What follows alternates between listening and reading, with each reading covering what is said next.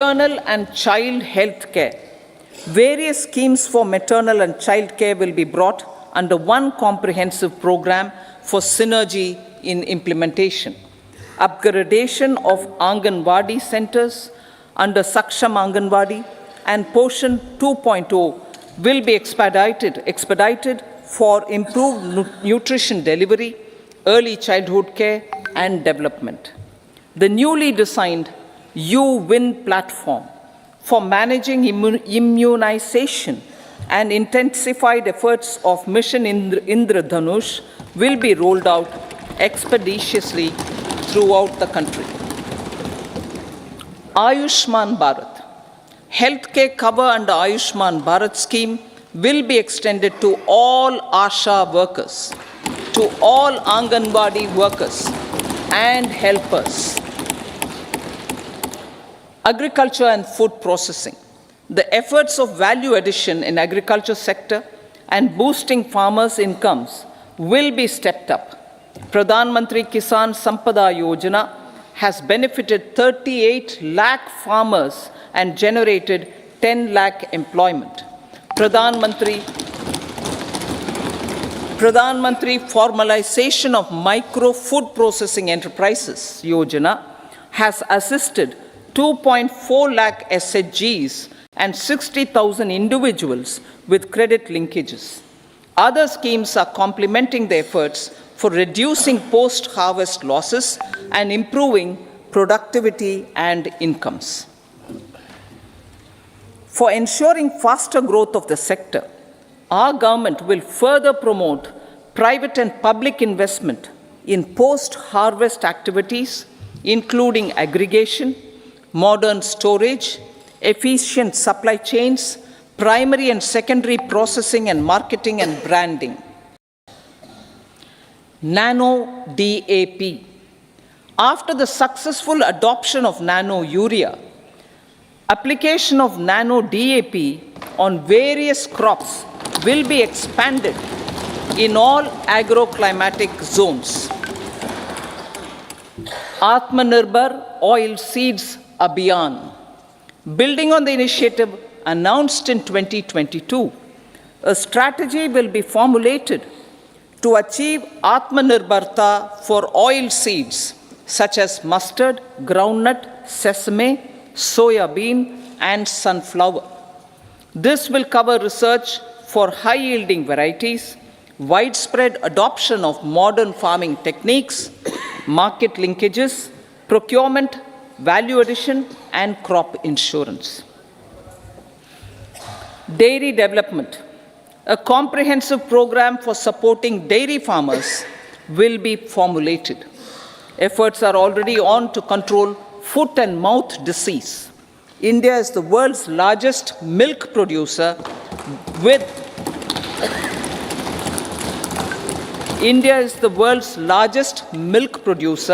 but with low productivity of milch animals.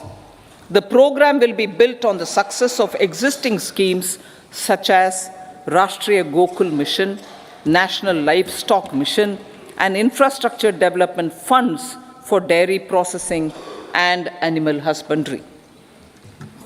Matsya Sampada. It was a government which set up a separate department for fisheries, realizing the importance of assisting fishermen. This has resulted in doubling of both inland and aquaculture production.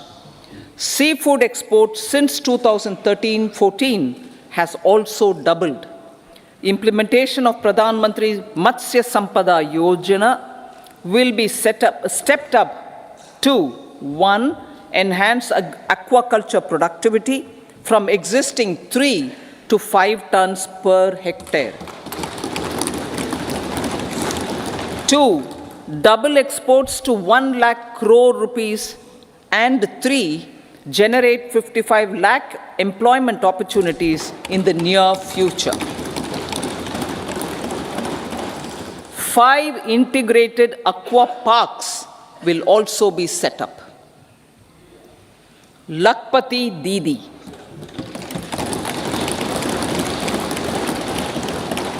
83 lakh SHGs, 83 lakh SHGs with 9 crore women are transforming rural socio-economic landscape with empowerment and self-reliance. Honorable Speaker sir, their success has assisted nearly 1 crore women to become Lakpati Didi already. They are an inspiration to others. Their achievements will be recognized through honoring them. Buoyed by the success, it has been decided to enhance the target for Lakpati Didi from 2 crores to 3 crores.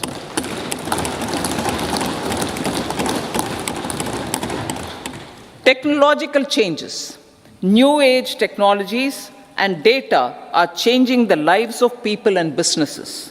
They are also enabling new economic opportunities and facilitating provision of high-quality services at affordable prices for all, including those at the bottom of the pyramid. Opportunities for India at the global level are expanding.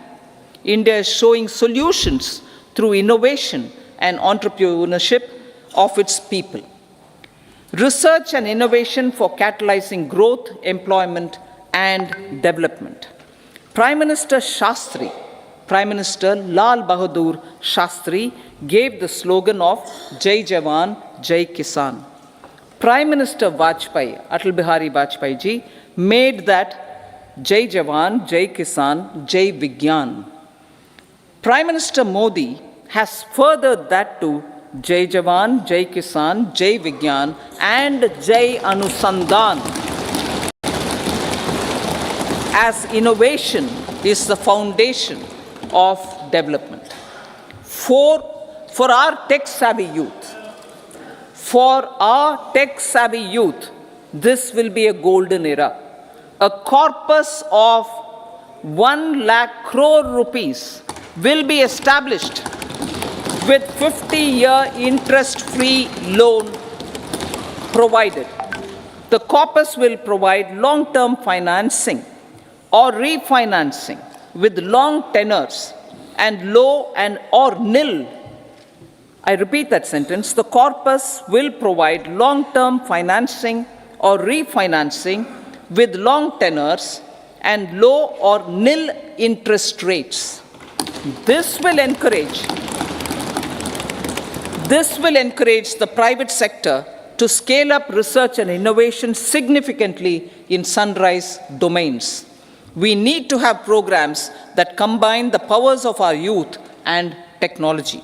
A new scheme will be launched for strengthening deep tech technologies for defense purposes and expediting Atmanirbharta. Infrastructure development. Building on the massive tripling of the capital expenditure outlay in the past 4 years, resulting in huge multiplier impact on economic growth and employment creation, the outlay for the next year is being increased by 11.1% to 11,11,111 crore rupees. This would be 3.4% of our GDP. Railways. 3 major railway corridor programs will be implemented. These are energy, mineral, and cement corridor. Number 2, port connectivity corridors. And number 3, high traffic density corridors. The projects have been identified under the PM Gati Shakti for enabling multimodal connectivity. They will improve logistics efficiency and reduce cost. The resultant decongestion of the high traffic corridors will also help in improving operations of passenger trains, resulting in safety and higher travel speed for passengers. Together with dedicated freight corridors, these 3 economic corridor programs will accelerate our GDP growth and reduce logistic costs.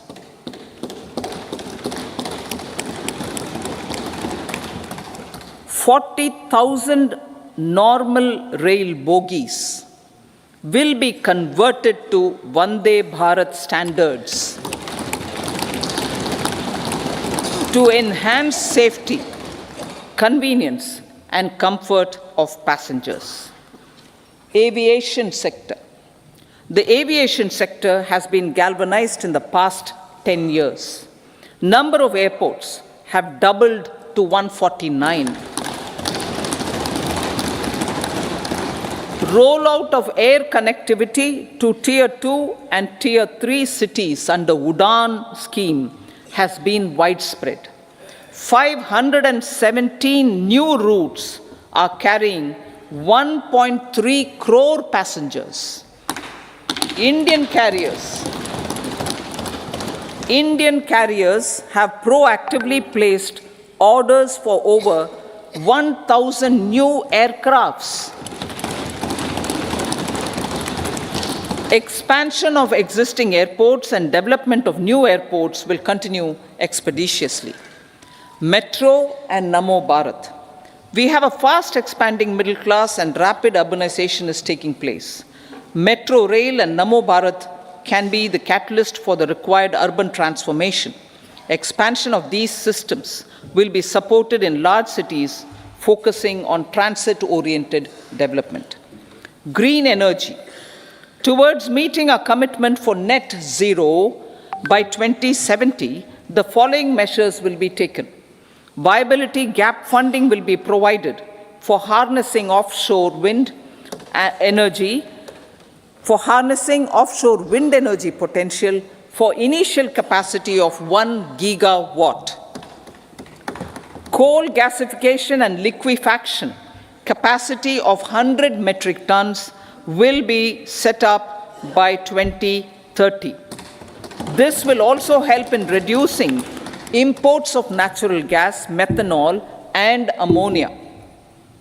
Phased mandatory blending of compressed biogas in compressed natural gas for transport and piped natural gas for domestic purposes will be mandated.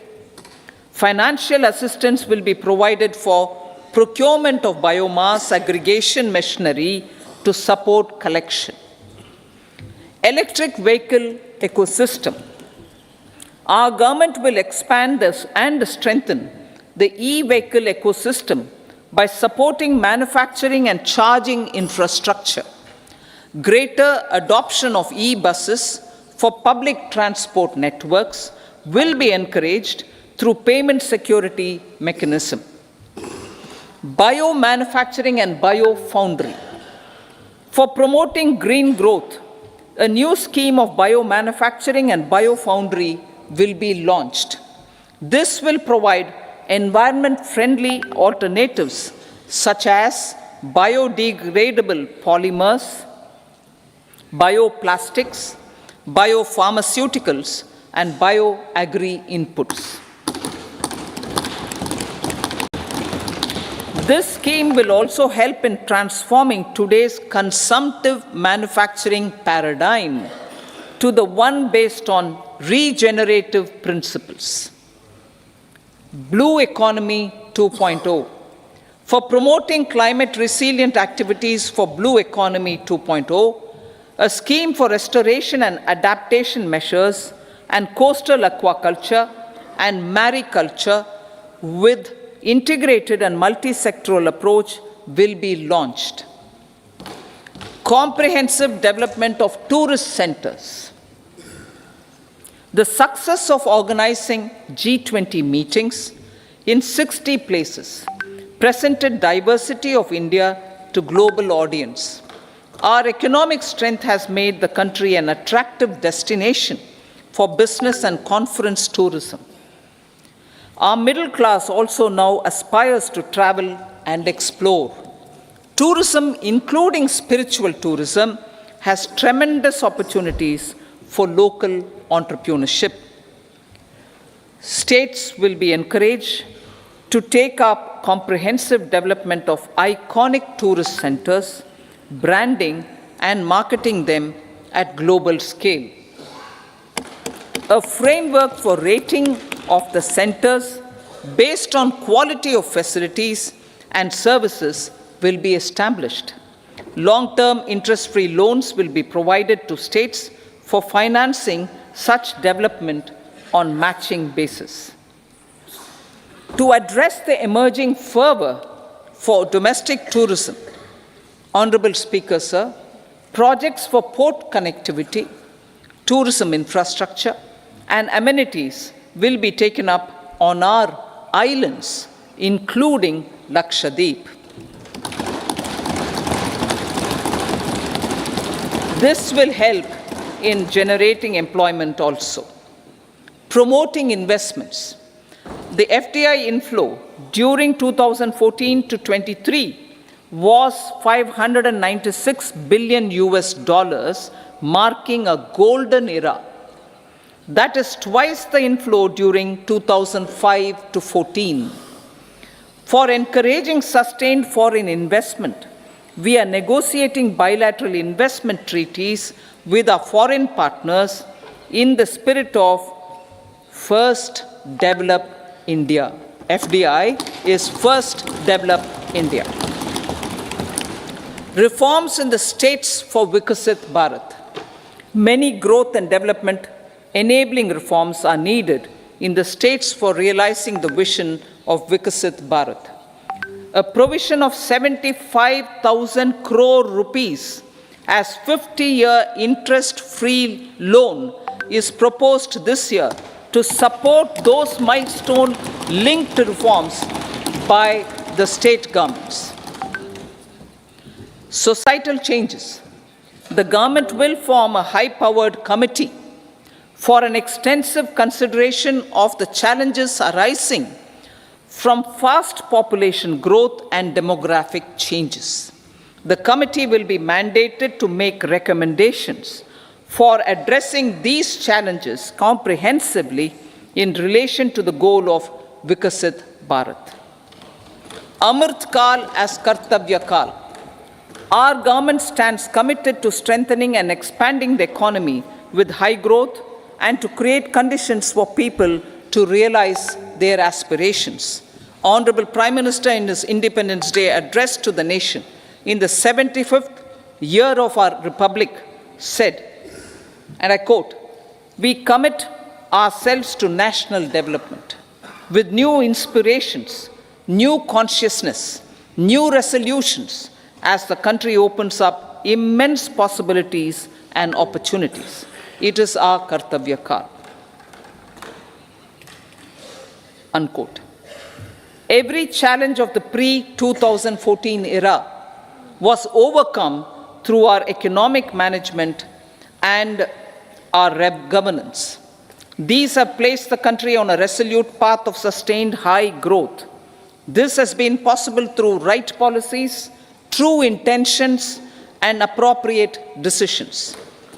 In the full budget in July, Honorable Speaker, our government will present a detailed roadmap for our pursuit of Vikasit Bharat.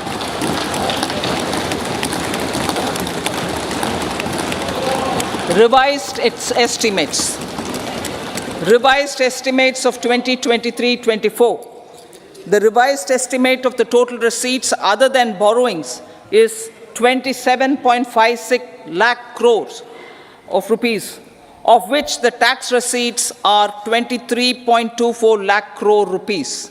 The revised estimate of total expenditure is 44.90 lakh crore rupees. The revenue receipts at 30.03 lakh crore rupees are expected to be higher than the budget estimate, reflecting strong growth momentum and formalization in the economy. The revised estimate of the fiscal deficit is 5.8% of GDP, improving on the budget estimate, notwithstanding moderation in the nominal growth estimates. Budget estimates for 2024-25. Coming to the year 2024-25, the total receipts other than borrowings and total expenditure are estimated at 30.80 and 47.66 lakh crore rupees respectively. The tax receipts are estimated at 26.02 lakh crore rupees. The scheme of 50-year interest-free loan for capital expenditure to states will be continued this year with an outlay of 1.3 lakh crore rupees.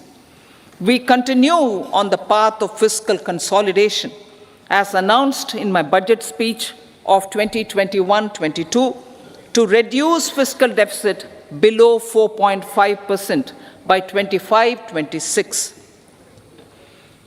The fiscal deficit in 2024-25 is estimated to be 5.1% of GDP, adhering to that path.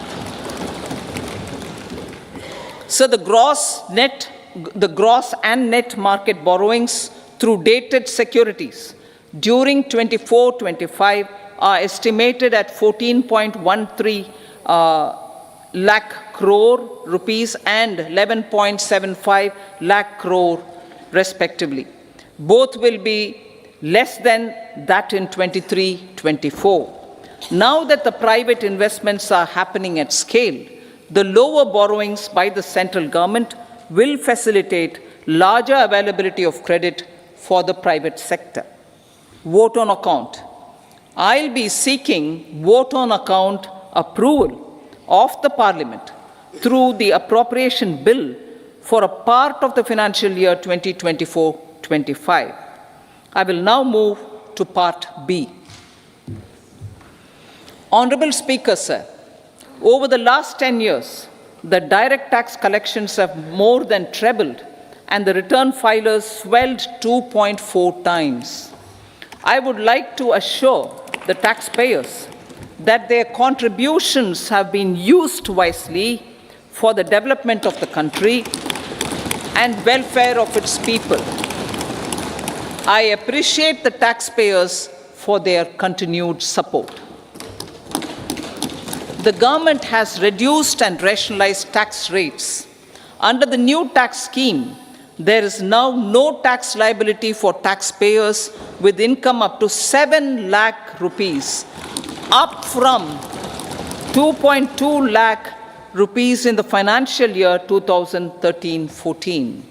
The threshold for presumptive taxation for retail businesses was increased from 2 crores to 3 crores. Similarly, the threshold for professionals eligible for presumptive taxation was increased from 50 lakh rupees to 75 lakh rupees.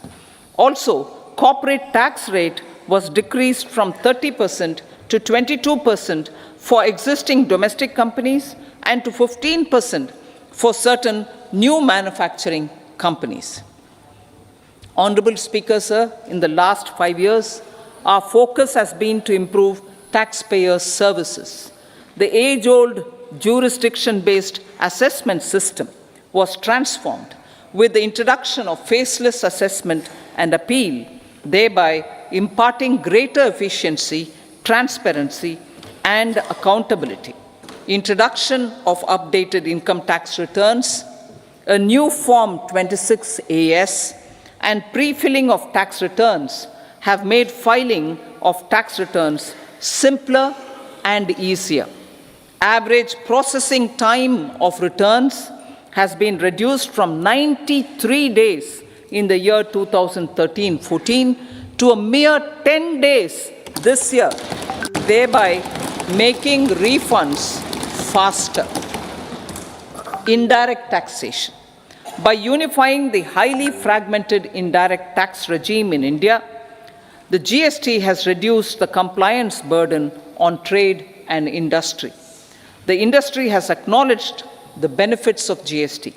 According to a recent survey conducted by a leading consulting firm, 94% of industry leaders view the transition to GST as largely positive.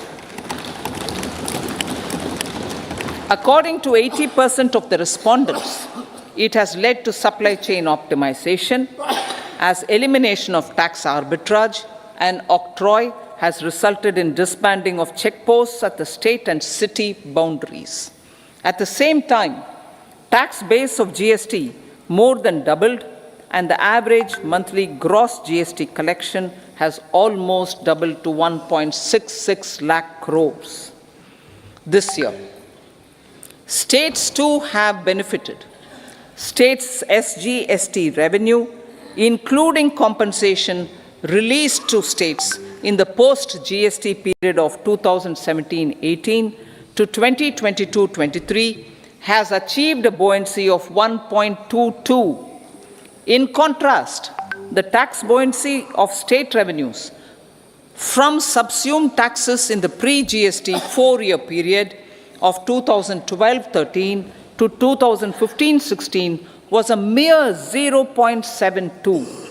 The biggest beneficiaries are consumers, as reduction in logistic cost and taxes have brought down prices of most goods and services.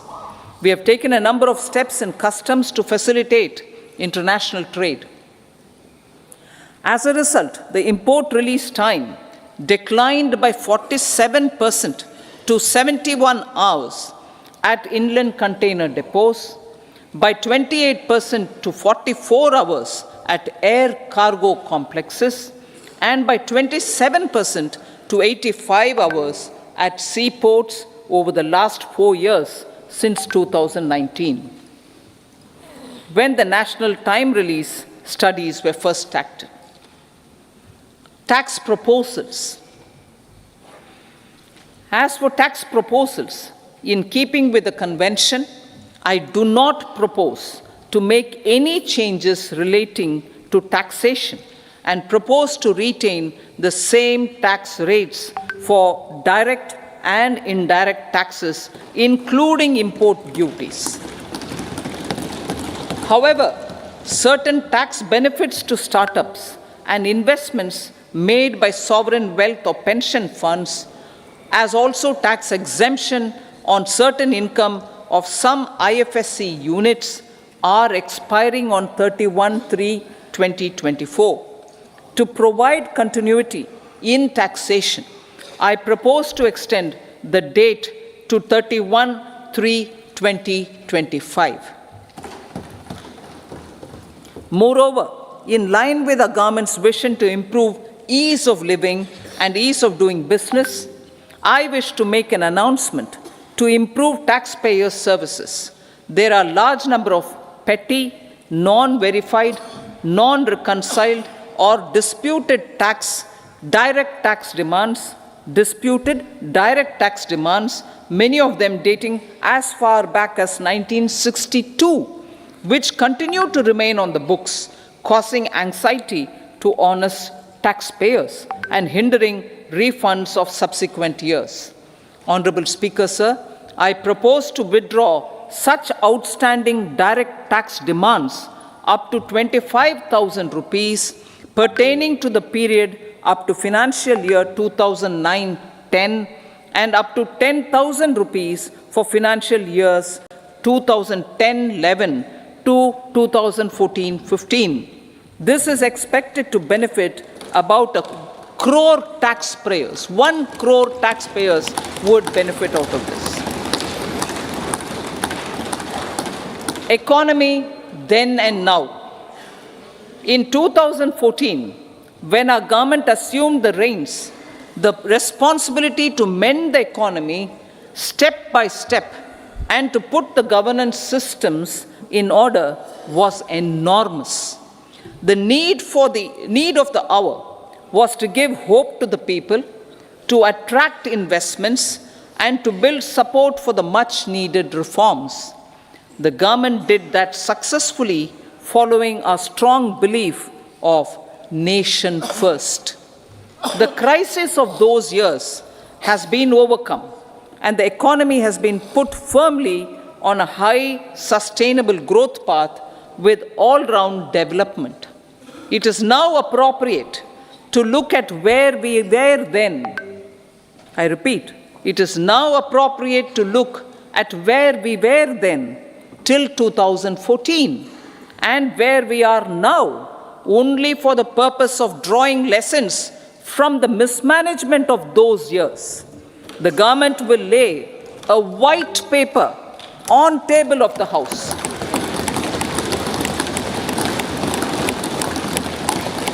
The exemplary track record of governance, development, and performance, effective delivery, and Jan Kalyan has given the government trust, confidence, and blessings of the people to realize whatever it takes the goal of Vikasit Bharat with good intentions, true dedication, and hard work in the coming years and decades.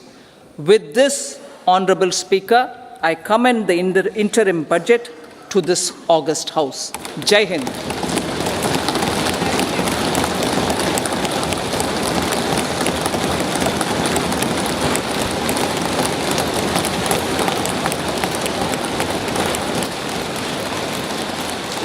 Item number 2 Shrimati Nirmala Sitharaman जी।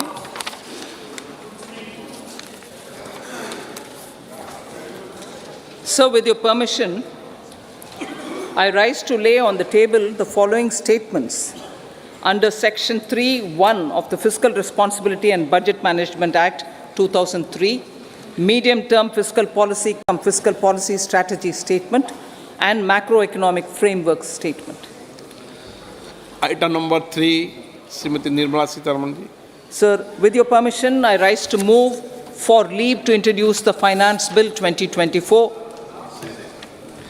प्रश्न ये है कि विधेयक को पुनर्स्थापित करने की अनुमति प्रदान की जाए।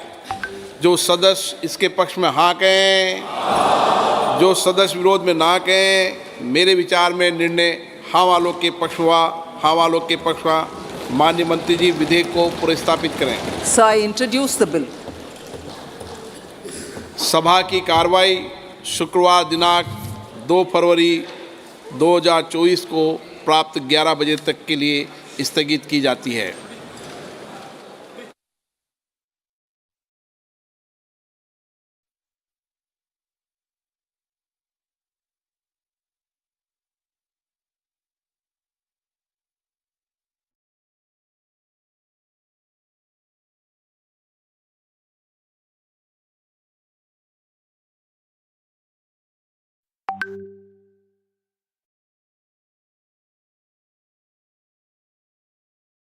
हर व्यक्ति अपने आप में एक योगी बन सकता है।